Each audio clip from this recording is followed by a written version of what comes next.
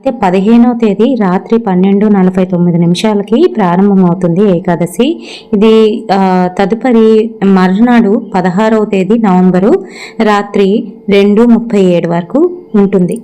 మరి మన హిందూ పంచాంగం ప్రకారం ఉదయం ఉన్నట్లయితే తిథి అప్పుడైతే జరుపుకుంటాం కాబట్టి 15వ తేదీనే మనము ఏకాదశిని అయితే జరుపుకోవాలండి.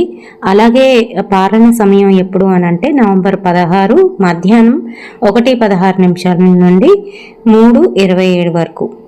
మరి ద్వాదశి తిథి ముగింపు వచ్చేసి నవంబర్ 17 తెల్లవారు 4:48 వరకు ఉంది.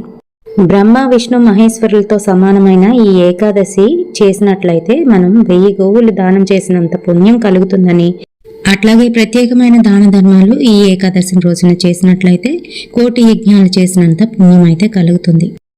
అయితే మరి ఎవరైతే 24 ఏకాదశులు అంటే సంవత్సరం పాటు ఏకాదశి దీక్ష చేస్తారో అటువంటి వారికి పుణ్యలోకాలు లభిస్తాయి.